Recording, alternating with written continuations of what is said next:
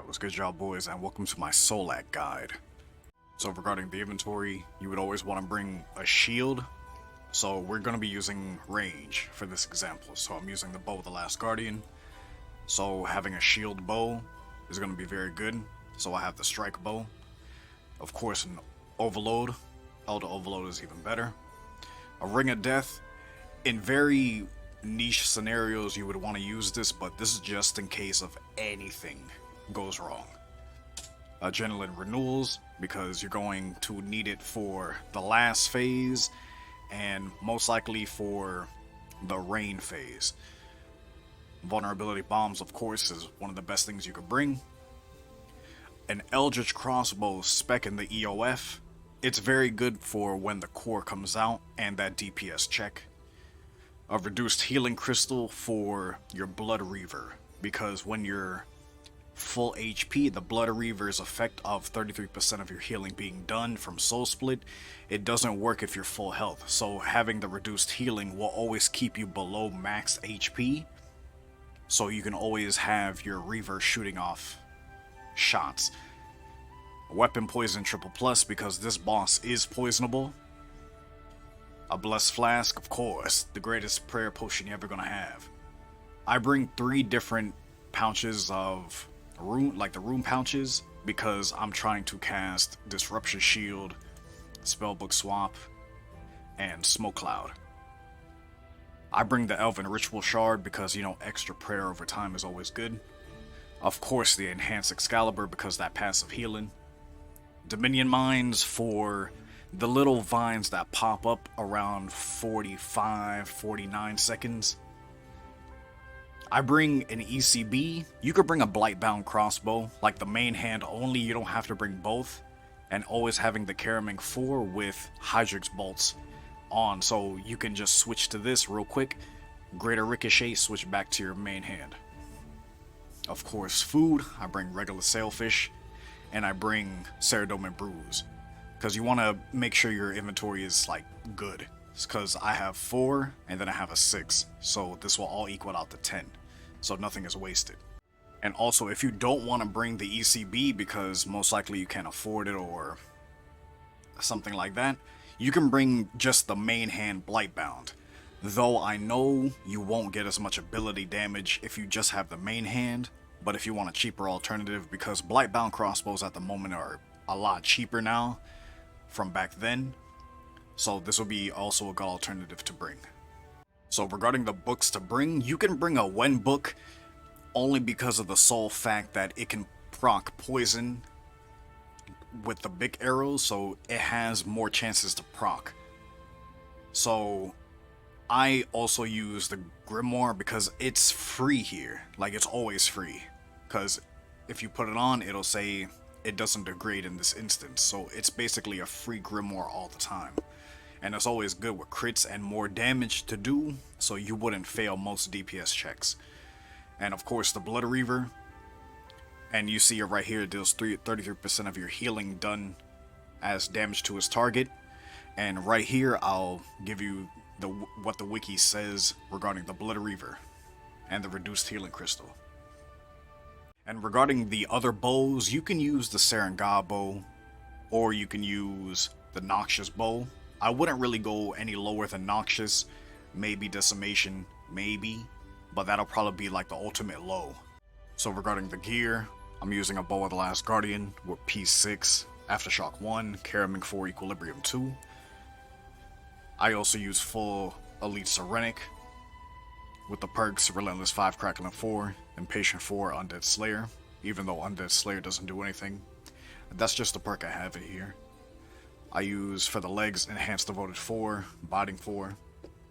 For the EOF, I have the Serengah bow inside, and I also have it Ornate, so it does a little bit more damage. Big Boy Cape, you already know. Inside the Pernix Quiver, I have Hydrix bolts with big arrows. I'm using the Grimoire for this example. Enhanced Fleeting Boots, the regular ones should be fine. Cinderbanes, they're very good here. For the poison, it'll refresh it, and it's very good here. And for the ring, I'm using the Stalker's Ring. You can use the Reaver's Ring, but it's you're gonna splash more than you think. That's the bad part about it. So I'm just using the Stalker's Ring because it gives a good little crit chance, and it also for the crit damage. You can also use the Asylum Surgeons, which is also fine. And also for the aura, you would always want to use Vampirism, because it goes in conjunction with your Blood Reaver regarding as healing. So this can also boost your little bit of damage that the Blood Reaver does from all that Soul Split healing, and it'll make it even better for you. So regarding the Relic Powers, I'm using Death Ward, Conservation of Energy, and Fury of the Small. But when you're inside the instance, you would stand in front of Mirathel, go to either side, surge, and place 2 Dominion Mines in the same tick.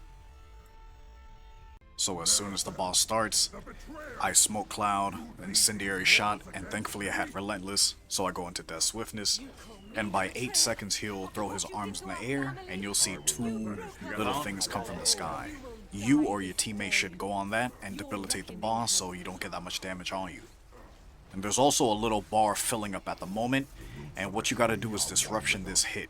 So as soon as it hits, bomb, and then you should be able to live. Or you can start reflecting or resonance that hit.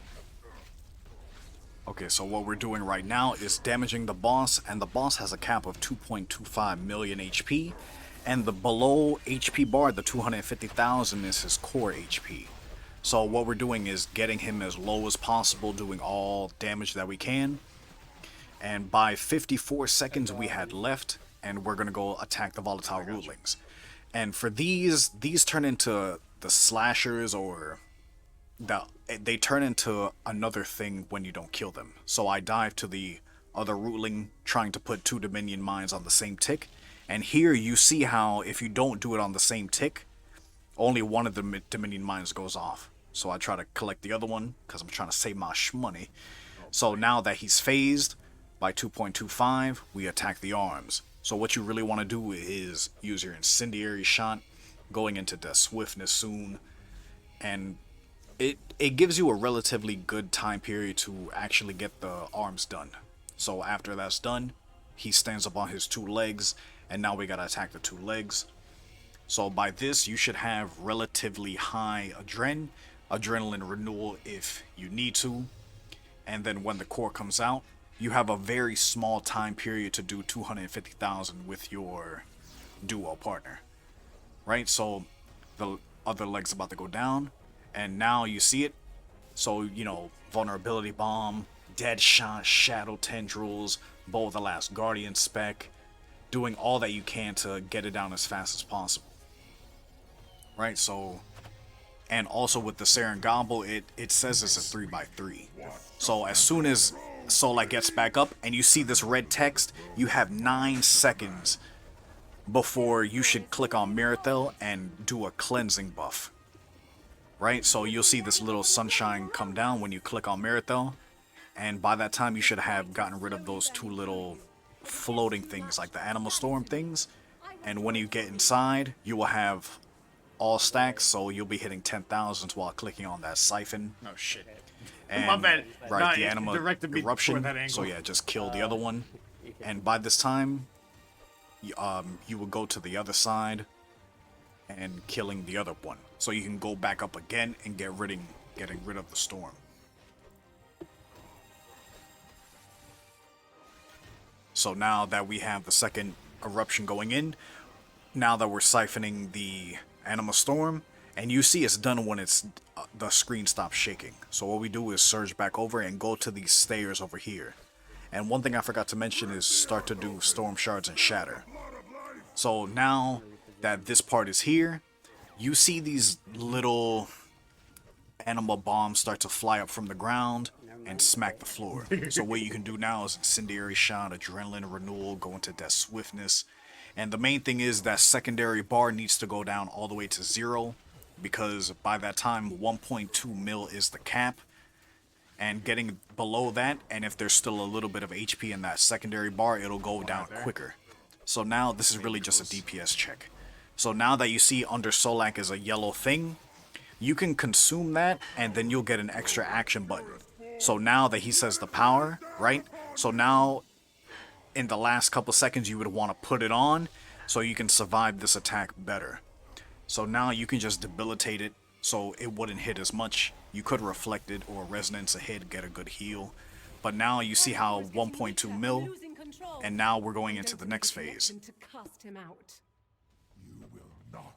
Okay, so now we're getting into the last phases of Solak. So after we had just phased it, Marathil will start to spawn all these little circles on the floor, and it represents how many tries to get Erythor and to get to the cap of 300,000 for duo.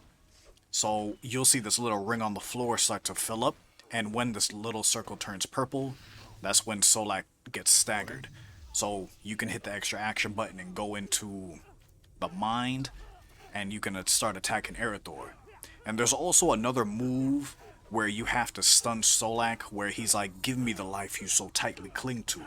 So you would have to freedom or anticipate before it happens. So after a while, you would get out of the mind, and you would have to run to the next pad. So while we're damaging Solak, you can bring him down to the cap. And of course, remember to apply Storm Shards for the last hit. So we're getting real close to the cap, and of course if you see that little blight start to fester within you, it's interesting, it'll do an auto attack and then you have the resonance right after that. So now the second purple is there, we go inside, and what you would want to do is incendiary before you would leave, and then get Erythor all the way down. So make sure you also have 100% adrenaline, and get ready for the last phase. So when Marathil is like, no! So you would set up everything now, because he's untouchable for a couple seconds. So Smoke Cloud, Natural Instinct, Adrenaline Renewal, Death Swiftness, ECB, getting all your damage ready, and going in. So Rapid Fire, ECB, start to Shatter, go into Dead Shot, Serengabo if you have it, and it should be relatively quick. And then when he says this ends now, you have an extremely small window if you don't do enough damage quick enough. Oh yeah, that poison damage. And then after that, that's basically it. And that's the whole fight right there.